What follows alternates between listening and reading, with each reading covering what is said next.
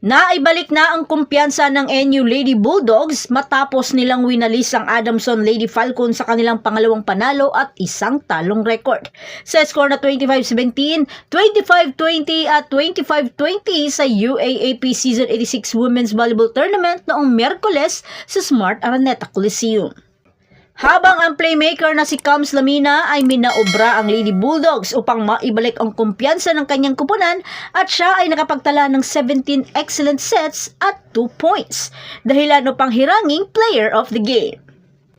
Bumalik na sa peak form ang runner-up ng liga noong nakaraang season laban sa isang panalo at dalawang talong record ng Lady Falcons. Nasa ngayon ay nasa pangatlong pwesto sa team standing after na matindi nilang pagkatalo sa Universidad ng Santo Tomas Golden Tigresses at matapos din silang bigyan ng malupit na 5-setter match ng Ateneo Blue Eagles. Si Alyssa Solomon ay nagpakawala ng 17 points including 14 attacks, 2 blocks, and 1 service ace. Para pamunuan ng NU Lady Bulldogs habang ang dating rookie MVP na si Bella Belen ay umani ng 15 attacks sa isang oras at 28 minutong paligsahan.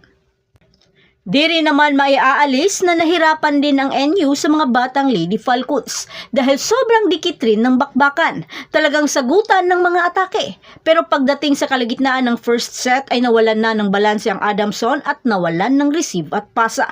Bagay na nagpahirap sa kanilang makagawa ng magandang set.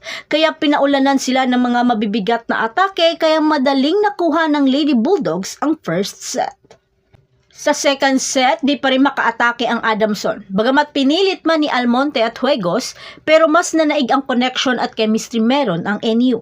Kaya sa puntong ito, di pa din maka-adjust ang Lady Falcons sa kanilang sistema sa loob ng court.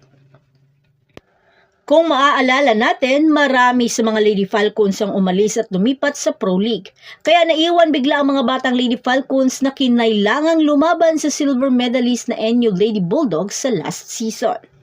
Pero sa third set, bigla naman nag-iba ang ihip ng hangin dahil biglang nag-init ang Adamson at lumamang sa NU Lady Bulldogs. Pero dahil sa connection at chemistry ng NU, madali naman nila itong nahabol at tinadtad ng husto ng mga malulupit na atake ang Lady Falcons. Bagamat pumalag na si Almonte para ipakitang may laban sila at kayang tumalos sa malakas na koponan.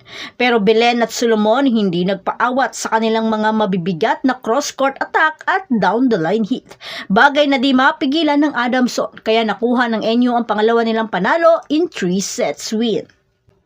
Sa pagbabalik naman ni Sheena Turing sa Big Dome sa na-injured niyang kaliwang tuhod mula noong Game 1 ng Season 85 Finals laban sa Lasal, nagdagdag si Turing ng 3 puntos. At sa kanilang muling laban, mapapasabak sila sa kamay ng UP Lady Maroon sa March 2, Sabado, alas 2 ng hapon na gaganapin sa MOA Arena. So that's it. Thanks for supporting this channel and please don't forget to like and subscribe and spike the notification bell para lagi kang updated sa mga volleyball ganap. And thanks for watching.